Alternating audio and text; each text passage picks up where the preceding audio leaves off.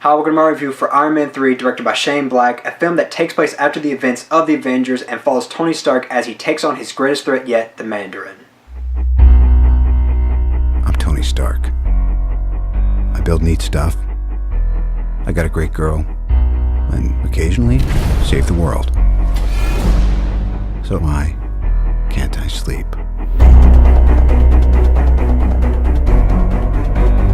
You elected me on a single platform. I will defend this country at all costs. The Mandarin must be stopped. You don't know who I am. You'll never see me coming.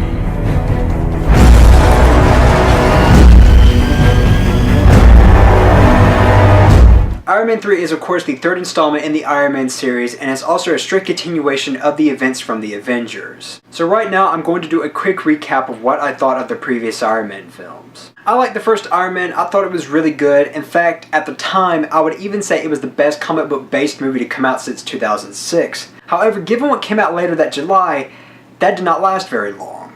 Seriously, all jokes aside, Iron Man was, and still is, really something. As for Iron Man 2, I'm going to be quite blunt. I don't think it's a really good film at all. Now, I don't think it's a terrible film.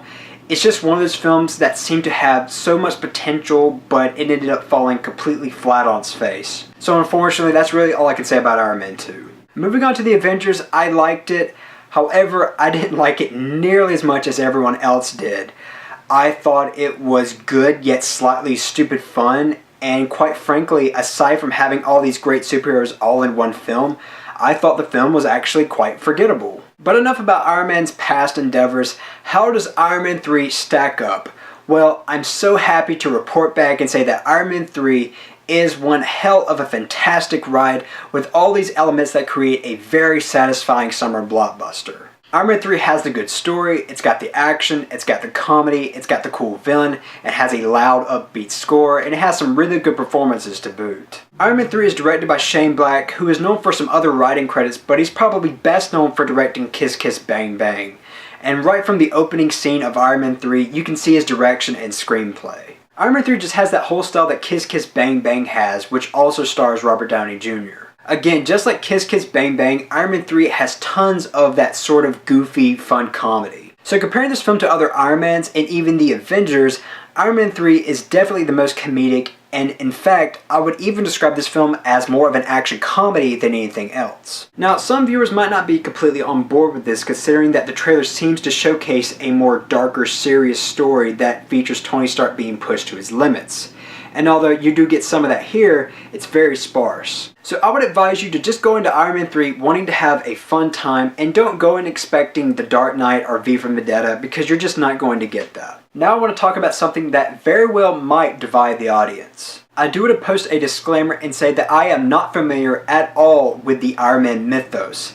However, from what I understand, something happens in Iron Man 3 that is not in the comics. Now, I do want to add, I did want to cross some major spoilers a week prior to seeing the film, so after reading it, I was preparing myself for what I was about to see. But to my surprise, what was presented was something I really liked, and honestly, given the film's tone, I'm not 100% sure if this particular element would have worked as well if it were left in the film as is. I know I'm being incredibly vague, so I do apologize if you have no idea on what the hell I'm talking about.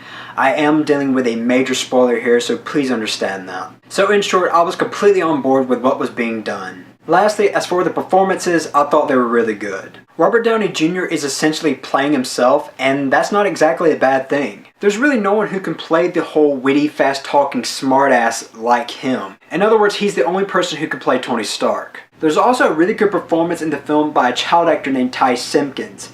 There are some really great scenes with him and Robert Downey Jr., so do keep an eye out for those scenes in particular. Ben Kingsley plays the Mandarin, who is surprisingly in the film a fair amount, but when he is on screen, he's something great to watch. And lastly, as for Guy Pearce, he plays a villain named Aldrich Killian. As of lately though, I haven't been a huge fan of Guy Pearce's performances. He is a great actor, but he has a tendency to chew up the scenery a bit. I'm just not a huge fan of that, but here he gives a slightly over-the-top but good performance. I enjoyed him in this. Overall, Iron Man 3 is tons of fun, and I think it's going to be a tough one to beat this summer, but we'll see. Oh, and I also want to mention that Iron Man 3 is also a Christmas movie too, and I love that about the film.